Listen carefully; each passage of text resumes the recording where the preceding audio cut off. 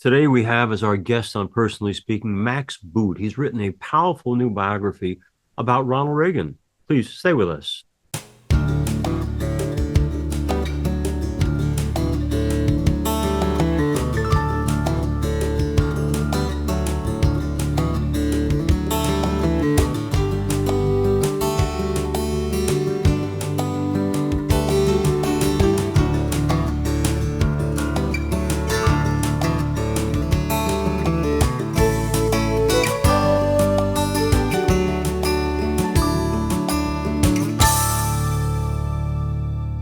Hello and welcome to Personally Speaking. I'm your host, Msgr Jim Lisante, and historian and best-selling author Max Boot joins me now. He is the Jean J. Kirkpatrick Senior Fellow for National Security Studies at the Council on Foreign Relations and a weekly columnist for The Washington Post. Max Boot's new biography of Ronald Reagan, called Reagan, His Life and Legend, is a New York Times bestseller and a New York Times editor's pick. It has been acclaimed as the definitive biography in the New Yorker, magisterial, splendid, said the Washington Post, and a book that stands out for its deep research, lucid prose, and command of its subjects' broad political and social context, according to the New York Times. His previous biography, The Road Not Taken, Edward Lansdale and the American Tragedy in Vietnam, was a New York Times bestseller and a finalist for the 2019 Pulitzer Prize in Biography. Max has been a CNN analyst and a regular guest on MSNBC, NPR, BBC, and other radio and television programs. He's here with us today to talk about his life, his career, and about the life and legacy of President Ronald Reagan. Joining me now, I'm so pleased to welcome to Personally Speaking, the great author, Max Boot. Max Boot is our guest, and I'm delighted to have him on to talk about Reagan, his life and legend. But I love the book. I love the fact that you are this incredibly readable writer, and not every historian is that, as you know. Let me take you back, though, because for those of our listeners and watchers who don't know, Max Boot is someone who's as American as anybody else, but he came by virtue of Russia and Moscow. As someone who's part and parcel of two lands, in 2024, what's your vision of Russia today? Well, I mean, I immigrated with my parents with my mother and grandmother from the Soviet Union in 1976 when I was 6 years old. So I don't feel remotely Russian. And I used to joke that, I came from a country that no longer exists, the Soviet Union. Yeah. But unfortunately, I feel like Putin has managed to recreate all the worst features of the Soviet Union and maybe even gone one worse than the Soviet Union with the invasion of Ukraine. So it's a pretty terrifying place where he has, extinguished the embers of democracy in Russia and turned it into a full-blown dictatorship, and then is committing horrible war crimes against the people of Ukraine as we speak. Yes. Makes me all the more grateful that my mother decided to take me out of there at a very young age. Yeah. And have you been back? I have not, and I don't think I'm going back anytime soon, the way things are going. No. I think it's best that you stay on this side of the world and stuff. Let's talk a little bit about Ronald Reagan. I remember in 1980 seeing a front page of the New York Times where Gerald Ford said, knowing that Reagan was going to be the nominee, that he just was too conservative to be elected. Clearly, that was not true. But you say in the book, or you certainly suggest in the book, that his conservatism, while real, was also malleable. Why was it? Was it just that he was a good politician and knew that by moving to the middle and by being willing to compromise, you get elected? Or were there core, real, non-negotiable principles in him? Well, Ronald Reagan certainly had some very strong beliefs and things like, tenets like communism was evil and cutting taxes was good. And nuclear weapons were terrible and needed to be abolished. So he certainly had some strong core beliefs, but he was very pragmatic in their application while he was in office. Mm-hmm. And, he often sounded, this is something that people didn't realize at the time, and I think he may not realize even to this day, that, he often sounded very much like a right-wing extremist when he was campaigning for office. Right. And that thrilled the Republican base and terrified everybody else. But in fact, his record in government was actually much more moderate and centrist than just about anybody had expected. I mean, as governor and as president, he cut deals with Democrats in Sacramento and Washington. he cut taxes sometimes, but he also raised taxes. Right. He ultimately was able to work with Mikhail Gorbachev, the world's #1 communist, to peacefully end the Cold War, something nobody would have expected from somebody who'd been defined by his hardcore anti-communism throughout his political career. So, where did that come from? Where did that innate pragmatism come from? Really hard to say. But I mean, I kind of trace it back to his, itinerant and impoverished childhood in small town Illinois in the early 20th century, where the family had kept having to move from town to town because his father, Jack, who was an alcoholic shoe salesman, kept losing one job after another. And, the Reagans had so little, they didn't have the luxury of grandstanding and, making futile gestures. They had to, work as hard as they could simply to survive and to get ahead. And so I think Reagan always had that very strong streak of self-preservation and this kind of a sense of what would make him successful in different settings. And, speaking to Republican audiences, he could indulge in his ideological predilections, and that would thrill the base. But then he understood in places like Sacramento and Washington, where the Democrats controlled the legislature, he had to work with the Democrats. Otherwise, he was going to be, a failed governor or failed president. And he didn't want to be a failure at anything. And he wasn't. I mean, he had this meteoric Horatio Alger rise from, childhood poverty and graduating in the midst of the Great Depression to becoming a radio star in the Midwest, a movie star in Hollywood, and then, of course, becoming one of the leading political figures in the entire world. And, you don't get that far so fast if you don't have strong ambition and a very strong sense of self-preservation. Tell us about, because I obviously had never heard about it until he came on the scene, what is or was Eureka College? Oh, well, Eureka College was where Ronald Reagan went to school from 1928 to 1932. It's still very much around. Okay. A small college in rural Illinois, created by the Disciples of Christ, which was the Protestant denomination to which Reagan's mother belonged, in which he joined as a boy. It certainly was not a fancy school then or now, and very small. But for him, it was, even attending Eureka College seemed like an impossible dream because his parents only had a grade school education. And of course, in 1928, when he graduated from high school, almost no Americans went to college. It wasn't like today where a third or a fourth or more of Americans go to college. Back then, it was like 1 or 2%. So it was really something that was generally reserved for the elite. And so just to be able to attend Eureka, he had to hold a series of jobs, and it was very hard for him to afford it because his parents didn't have a lot of money. He didn't have a lot of money. He had to scrape by, and especially once the Great Depression started, a lot of kids had to drop out of college, and he barely was able to stay in, but he did, and got his degree in 1932. Max, let's go back to Ronald Reagan's core principles. And Max Boot, our guest today, who has written Reagan, His Life and Legacy, identifies as pro-choice. I identify as pro-life. No surprise there. But I mention it because one of the things that he, at least, is published under his name that had touched me years ago back in the 80s was a book called Abortion and the Conscience of a Nation, under Ronald Reagan's name. Very strong principles identified in that book, which I presume he wouldn't let go out under his name if he didn't believe them. But I mention that because both in Sacramento and again in Washington, he seemed a pragmatist on this. Do we actually know? He appointed Sandra Day O'Connor, who in the end turned out to be largely pro-choice. Did he have a conviction on that issue that was non-negotiable, or was he willing to negotiate on that too? And if he was, can we learn anything in this continuing battle between two parts of our country over the right to choose versus the right to life? What can we learn from Ronald Reagan about how to approach this issue?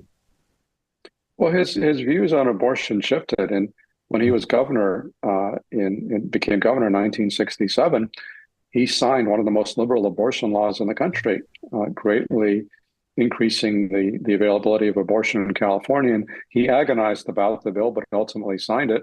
And then later said that he regretted it and came to think that abortion was murder, and came out as very strongly pro-abortion, but anti-abortion rather, anti-abortion. But he never made opposition to abortion one of his key issues.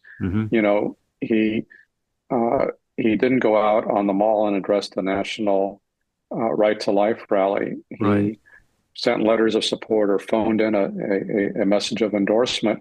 And I quote one of his aides asking him, this question when he was in office, saying, Mr. President, you say you're so opposed to abortion, why don't you do more about that? And Reagan's reply was, well, politics is the art of the possible. You have to focus on the things you can accomplish. And he didn't think he was going to accomplish much on focusing on abortion. Yeah. And so he focused on other stuff like, trying to end the Cold War, trying to revive the economy. Those were his priorities. He never really, although he had socially conservative views, he never really prioritized those socially conservative views. And he was able to do things, as you say, like appointing Justice Sandra Day O'Connor and Justice Anthony Kennedy, who basically upheld Roe v. Wade.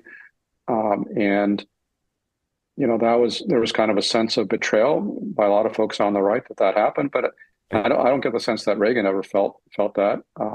In fact, as far as I know, he never even asked O'Connor about her views on abortion. The only thing he was really focused on in appointing well, first off, he had vowed to appoint a woman, and she was a woman. That was important.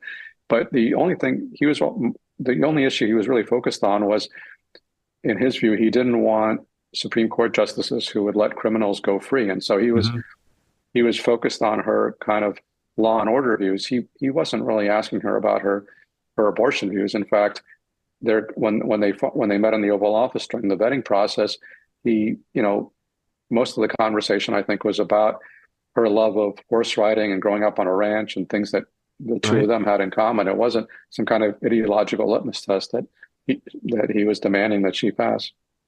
Max Boot is our guest. Reagan, His Life and Legacy is the book we're talking about.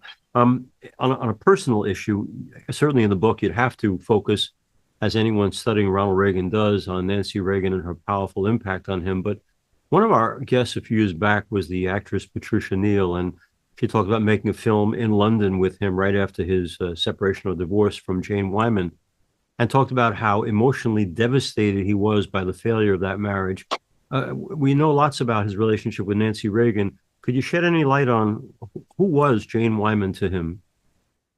Well, Jane Wyman was obviously his first wife, and they met when they were both actors at Warner Brothers. They actually met on the set of Brother Rat, which was a movie that they made together, and they fell in love. But Reagan was always very slow to commit to anything in his personal life, and so although he liked Jane Wyman well enough, he wasn't rushing to get married to her, and so she had to undertake a campaign basically to convince them to march down the aisle, and she had to hang out with him and his friends and pretend that she took an interest in outdoorsy things and so forth. But eventually they got married in 1941. But then, after the war, their movie careers really diverged because Jane Wyman became one of the leading actresses in Hollywood. She won an Academy Award. She became a big box office draw. So she was a massive success, whereas her husband's career was really tanking in the late 40s, and he was getting more interested in politics and the Screen Actors Guild and labor unions and stuff like that. So they were just kind of going in opposite directions. But Reagan was still shocked when Jane Wyman decided that she wanted a divorce. He didn't see it coming. He was completely clueless. And so this was in 1948. And so her decision to divorce him sent him reeling because, as he said, a small town boy from Illinois doesn't have a lot of experience with divorce. I mean, Reagan's parents were often at odds with one another, but never would have occurred to him to get a divorce. But Jane Wyman got a divorce. And again, this was an indication of how passive Reagan was in his personal life. He didn't seek out the relationship, and he didn't seek to end it. It was all Jane Wyman really took the initiative. And so when they got divorced, Reagan was really reeling, and he spent a few months in London with Pat Neal when they were making a movie together. And as Pat Neal recounted in her memoirs, she was kind of surprised that Reagan didn't make a pass at her because he still was, very much in love with his now ex-wife. But it was his experience in London in the late 40s actually led him further to the right because he was so fed up with how dreary life was under this labor government in post-war London, and the food was terrible. There was heavy smog, and so he blamed all this on socialist central planning, and that was part of his transformation to the right. And then he went through a short period as a Hollywood playboy, his one period of kind of playing the field and collecting phone numbers and acting like, a typical Hollywood star. But then, Nancy Davis set her sights on him, and she was an actress who was not nearly as successful as Jane Wyman. And she didn't want a career. She wanted a husband and kids. And so, she thought that Reagan would give her that. And again, same deal. He was not any more eager to marry Nancy than he had been to marry Jane. And so Nancy Davis had to undertake a similar kind of campaign of pretending to love horseback riding, going with Reagan to his ranch and, making it nice with his kids and so forth to finally convince him to marry her. But, the turning point may well have been when she got pregnant in 1952. And that was with Patty Davis. And it's impossible to prove, but Patty told me and thinks that Nancy may have gotten deliberately pregnant to force Reagan to marry her. But in any case, they did get married, and they were, a very close and loving couple for the rest of their lives. We had the privilege of Patty Davis being on a program a couple of months ago, and in that book, Dear Mom and Dad, and in the interview, she talks positively in parts about her dad. But I asked her at one point, "Can you tell us something good about your mom that we wouldn't know?" And there was this terribly pregnant pause, and she said, "No, I can't. There was too much damage, too much hurt." And specifically, and I figured because you have studied the family so well, Max, that she said that Nancy worked overtime to keep the children from the first marriage separate from the children that Nancy had with him. You would think, I mean, it seems now anyway, that people would generally try to bring families together. Have you been able to read into Nancy's psyche as to why she wouldn't want to have a collectively well-loving family? She was just very jealous and territorial. She couldn't stand any mention of Jane Wyman, which is why when Reagan wrote, or quote unquote wrote, had a ghostwriter write his post-presidential memoir, in the first draft, there was absolutely no mention of Jane Wyman, the mother, his first wife and mother of his first two kids. And then the publishers insisted, well, you got to say something about Jane Wyman, Mr. President. So they inserted one anodyne sentence. But Nancy really could not stand any mention of Jane Wyman, and Jane wasn't a fan of hers either. And yeah, so the kids from the first marriage, Maureen and Michael, who was adopted, felt like they were very much outsiders and not welcome in the Nancy Reagan, Ronald Reagan household. That was certainly the case. And Patty and her mother had a famously tempestuous relationship, very, very difficult relationship that really continued that way up until Nancy's death. And the funny thing is, Ronald Reagan did not want to get in the middle of that. He was very conflict averse. And Ron Reagan, Patty's brother, told me a funny story about how typically, the family would be sitting together at the dinner table in the late 50s, early 60s. And, Nancy and Patty would be going at one another, arguing about something, as they always did. And Nancy would turn to her husband at the end of the table and say, Ronnie, what do you think? Like trying to enlist him in support of her position. And Ron described his father like sitting there, like playing with his mashed potatoes, trying to hide behind his broccoli. Didn't want any part of this conversation. Right, he didn't. right. He was a genial guy, but he did not like any personality conflict. He wanted to get along with everybody. He didn't want to be this bad guy. He didn't want to be this disciplinarian. He just wanted to, be nice and friendly.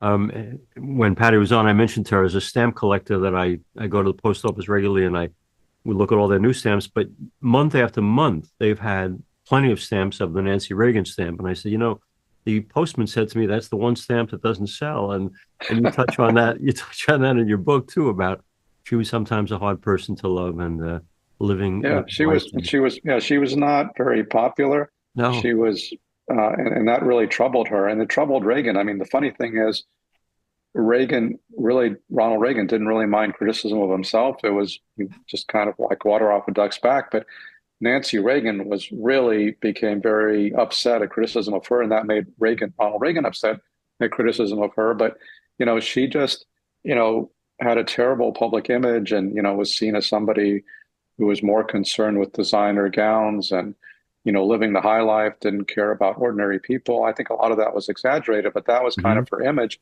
And she just had a lot of trouble combating it. And of course, then during the presidency, she also became a laughingstock because Don Regan, the former White House chief of staff, in an act of revenge against Nancy Reagan, because he blamed her for firing him, he revealed that she was so dependent on an astrologer. And so that made her a butt of late night comedians. And she was mortified when that happened.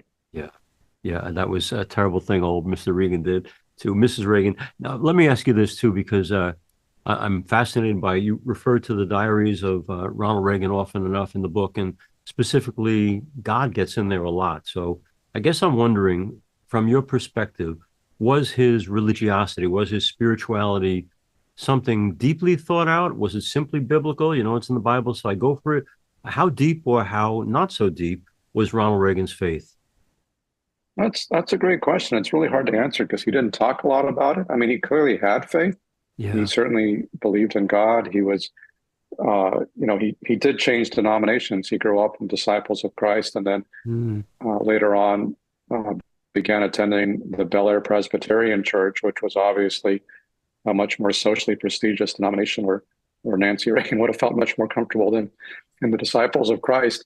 Um, and he certainly thought that he was part of the Almighty's plan, and he saw the working of the Almighty, for example, in the fact that he survived a shooting in 1981. He thought that was a mhm. message from God to work on ridding the world of nuclear weapons.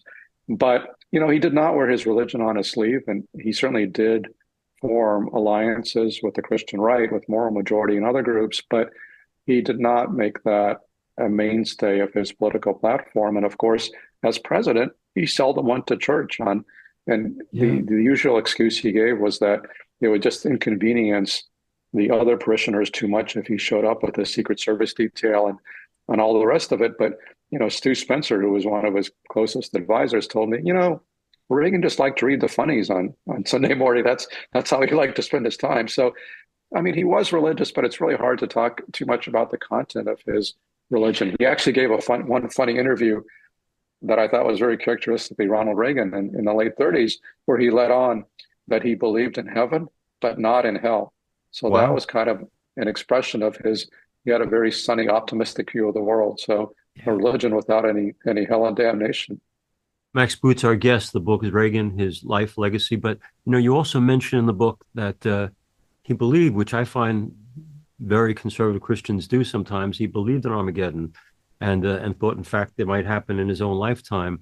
Where did that come Yes. from? Well, I think that was really an expression of the Bible and Mm, his religious upbringing. And yes, that was a belief that he had, which motivated him to want to reduce nuclear weapons and ultimately, hopefully, to rid the world of nuclear weapons and to try to reduce tensions with the Soviet Union. But yeah, he did keep talking about any time something bad happened, especially in the Middle East, he would talk about or he would write in his diary, "I swear that Armageddon is near." And uh, Mike Deaver, who was one of his close aides, actually told him, "Mr. President, you have to stop telling visitors about Armageddon. They're going to think you're nuts. It's not going to right. go over well. So No, we don't want no. an American president who keeps talking about Armageddon. People get scared. So he toned it down in public, but he certainly had that belief in private. Yeah, I was intrigued. You obviously have interviewed Ron Jr., but knowing of Ronald Reagan's faith, and then hearing later on that Ron Jr. had become a spokesperson for Atheists of America, I wondered to myself Right. if that was in any way connected to some kind of reaction formation to his father's faith. Oh, I'm sure that's the case. Yeah, I mean, Ron actually declared at age 12 or 13 that he wasn't going to church anymore because he didn't believe in God. And I mean, Reagan did not force him to go to church, didn't drag him, just said, he would live to regret it, which he never has, as far as I know. For our listeners and watchers, as I mentioned, Max Boot has written Reagan, his life and legacy, or I should say, his life and his Legend, legend. Thank you. I want to get that right. life and legend. His legend, because there are lots of legends in Ronald Reagan's life. But I mention all that because, as you said, as a historian and our evaluation of the presidents, but that leads me to, if I can, a kind of closing question for you, Max. And that's, I found your book, pardon the Fox News expression, fair and balanced to Ronald Reagan. And you are a great historian, as I mentioned earlier in the program, so readable that I hope our listeners and watchers will get it. But when you're not writing a historical book like this on Ronald Reagan, you're not shy at all, at least if you go online, in terms of points of view that some would call liberal or progressive on a host of issues that are somewhat controversial. I go back to an interview with David McCullough years ago, who said, when I asked him, where do you stand on so many contemporary issues? He said, I try to, if I can, avoid the hot buttons ones because I want people to read my historical books without being biased against me because they might not like my politics. How do you balance it, Max? I mean, you have a liberal point of view. You weren't always there, but you are there now. You also are this objective historian. Are you at all concerned that some people who would read about you might say, well, what fair shake is this liberal going to give conservative President Ronald Reagan? I have read the book, so I know how fair you are. But I would think you take a risk in being as out front on your other points of view. Do historians generally do that? And what was the reason for your choice to do that? Well, I mean, a lot of historians don't do that, and I do that. I do express my views on contemporary issues Sure. because I don't have a great sense of self-preservation, or I don't prioritize, selling as many books as I can. But I also have to make a living, and I make a living by Yeah. weighing in on issues of the day. But I mean, I have to say, I'm not used to hearing myself described as a liberal because I've spent much of my life as a Republican, and now I'm Right. an independent. But I don't think of myself as a liberal. I think of myself Yeah. as a middle of the road independent. And if Mitt Romney were the Republican nominee, I might very well be voting for him, Yeah. but Yeah. he's not. And so, Yeah. the kind of the brand of the Republican Party that I feel comfortable with, I don't think is around much anymore. And so that's why. But I'm not a Democrat. I'm not a Republican. I think not having a party line to toe, I think, is actually Hmm. tremendously helpful for me as a historian. And I think it frees me to be much more objective and balanced and neutral than I could have Yeah. been before, or could be now if I were espousing a particular party line. And Yeah. really, with the Reagan book, my only agenda was to tell the truth and to And you write did. as balanced an account as possible. And I'm gratified to hear you say Yeah. that I pulled Oh, that off. you so achieved it. I'd like our listeners and viewers to, by all means, pick up Max Boot's book on Ronald Reagan. It's the best thing out there, I think. And Max, I just hope you'll continue to write, express those other opinions in other places. But we're so grateful for, as I said, to me, part of the job of being a host is I try to read all the books of the guests, and some of those are an experience of purgatory. Yours was not. It's a Thank you. wonderful thing. It's a gift you have, and I hope you keep on writing because what a gift you have. Max Boot, thanks for being on Personally Speaking. Thank you very much. Really enjoyed the conversation. Thank Same you. here. Thanks for being with us on Personally Speaking. If you need to reach me for any reason, you can do that at personallyspeakingpodcast@gmail.com. You probably listened to this program on the Catholic channel, 129. And you can do more than that. You can watch it as well on YouTube if you'd like by searching under Personally Speaking with Monsignor Jim Lisante. We're also on Facebook at Personally Speaking with Monsignor Jim Lisante. We're on Instagram at Personally Speaking Podcast. Please share and let others know about Personally Speaking. I'm delighted to serve as host and executive producer of Personally Speaking. Our producer is Lisa Jandovich. Thanks so much for joining us. We'll be with you again next time on Personally Speaking.